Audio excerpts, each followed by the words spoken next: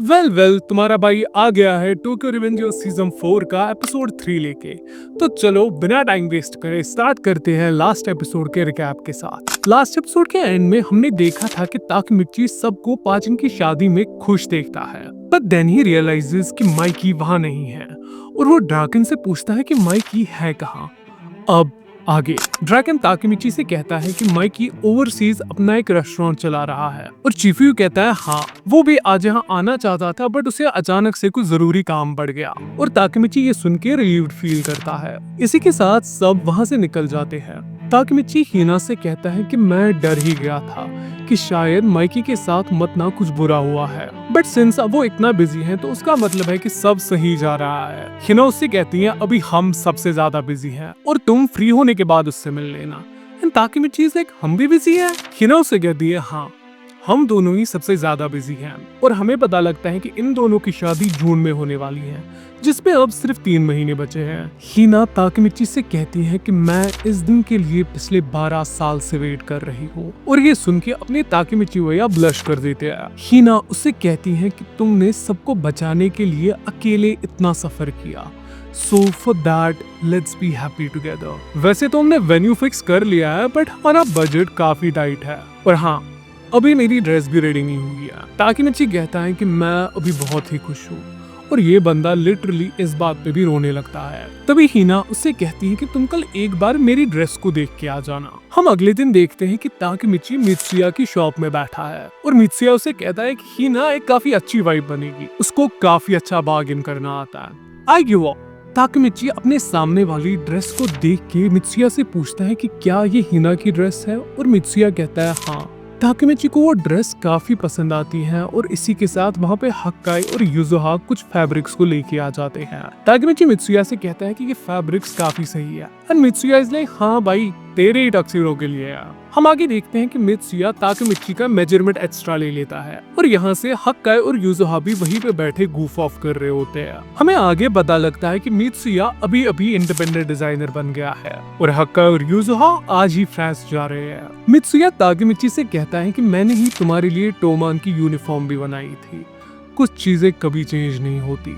Takemichi कहता है हाँ सब कुछ बिल्कुल वैसा ही है बट अभी के लिए मेरी लाइफ थोड़ी सी डिफरेंट हो गई है। वो अभी भी उसी सीडी स्टोर में काम करता है जहां वो अब एक पार्ट टाइमर नहीं बल्कि उस स्टोर का मैनेजर है। वो कहता है कि इतना सब कुछ होने के बाद भी मैं अमीर क्यों नहीं हुआ। वो स्टिल उसी टूटे फूटे अपार्टमेंट में रहता है जहां हर जगह बस कचरा पड़ा हुआ है, लेकिन स्टिल ताकेमिची बहुत खुश है। कुछ दिन बीत जाते हैं और ताकेमिची न्यूज में देखता है कि बॉन्डन गैंग के कॉन्फ्लिक्ट की वजह से अब आम लोगों ने सफर करना स्टार्ट कर दिया है। वो कहता है आई गेस अभी भी टोमान जैसे कुछ ग्रुप्स एग्जिस्ट करते हैं और तभी न्यूज में कहते हैं कि ये बॉन्डन मेंबर्स की एक एक्सक्लूसिव वीडियो है। ताकेमिची एक वाइट बालों वाले बंदे को उसमें देखता है जिसके नेक पे उसे एक जाना पहचाना सा टैटू मिलता है। हम आगे देखते हैं कि ताकेमिची एंग्री और स्माइली की शॉप में बैठ के सोच रहा है कि मैंने उस टैटू पैटर्न को पहले कहाँ देखा है। हिना उससे कहती है क्या तुम मेरी बात सुन भी रहे हो एंड ताकेमिची से हाँ तुम्हारी ड्रेस काफी अच्छी है। हिना उससे कहती है मैं सर्मनी रिहर्सल के बारे में बात कर रही थी और इसी के साथ उन्हें रामन सर्व होता है। वो दोनों रामन खाना स्टार्ट करते हैं और तभी ताकेमिची की नजर टोमान के डिसबैंडमेंट की दिन ली हुई फोटो पे पड़ती है। वो स्माइली से कहता है कि मुझे काफी बुरा लगा कि मैं माइकी से नहीं मिल पाया,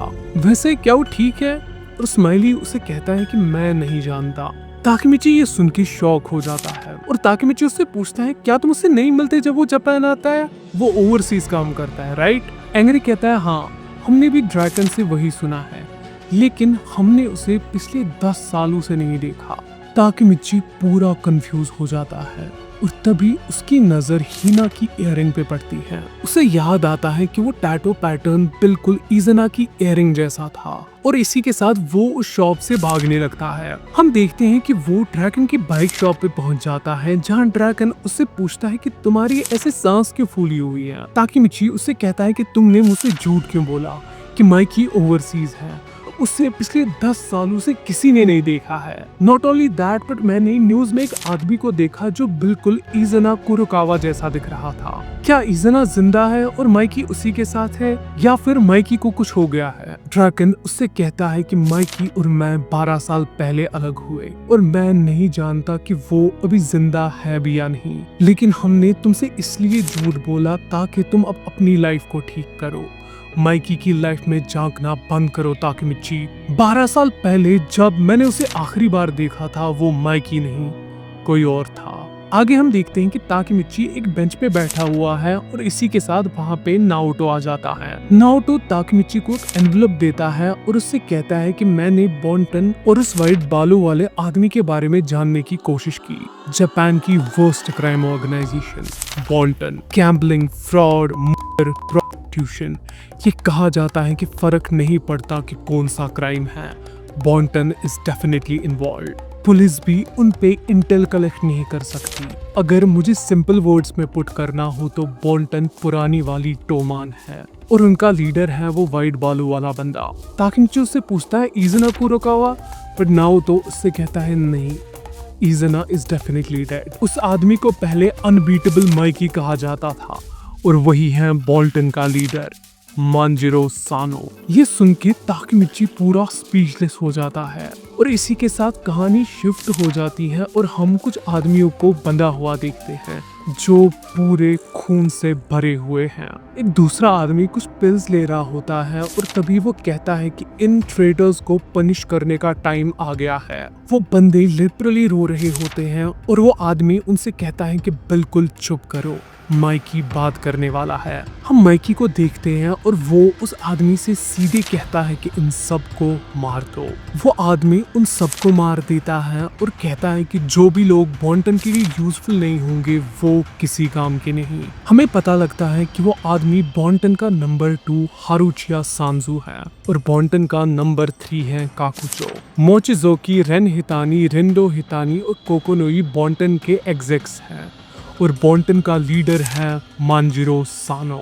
कहानी वापस से ताकेमिची पे ट्रांजिशन करती है जहां वो अभी भी बिलीव नहीं कर पा रहा कि माइकी एक क्राइम ऑर्गेनाइजेशन का लीडर है। उसे याद आता है कि कैसे माइकी ने टोमान को डिसबैंड कर दिया था और उसे प्रॉमिस किया था कि वो हीना और बाकी सबको प्रोटेक्ट करेगा। ताकेमिची नाओटो से कहता है कि ये सब सच नहीं हो सकता, लेकिन नाओटो उससे कहता है कि मेरी इंफॉर्मेशन ऑथेंटिक है। ताकेमिची उससे कहता है कि मुझे माइकी से मिलने जाना है, लेकिन नाओटो उससे कहता है कि वो करना बहुत ही डेंजरस होगा। तुम 12 साल को अंडर एस्टिमेट कर रहे हो। मांजिरो सानो अब वो आदमी नहीं है जिसे तुम 12 साल पहले जानते थे। ये सुनते ही ताकेमिची अपना हाथ आगे बढ़ाता है और नाओटो से कहता है कि मैं वापस जा रहा हूँ। नाओटो को ये सुन के गुस्सा आता है और वो ताकेमिची पे चिल्लाता है कि तुमने ऑलरेडी मेरी बहन को बचा लिया है और सिर्फ वही हमारा गोल था। तुम पहले मांजिरो सानो को जानते भी नहीं थे, फिर तुम्हें उसकी इतनी फिक्र क्यों हो रही है? प्लीज ताकेमिची अपना फ्यूचर ठीक करो। मेरे घर वाले भी रोज सेम चीज बोलते हैं। ताकेमिची उससे कहता है कि अगर माइकी नहीं होता तो फिर मैं कभी वो नहीं बन पाता जो मैं आज हूँ। वो रोने लगता है और नाओटो से कहता है कि तुम बस मेरा हैंड शेक करो, I will come right back. Naoto उससे कहता है कि ठीक है और ताकेमिची उसे थैंक यू बोलता है। वो दोनों हैंड शेक करते हैं और एपिसोड यहीं पे एंड हो जाता है। कमेंट्स में मुझे जरूर बताना कि तुम्हें ये वीडियो कैसा लगा and make sure to like, share and subscribe to the channel. Well, that's it for today guys. I'll see you in the next one. Till then, stay cultured. Bye bye. Sayonara.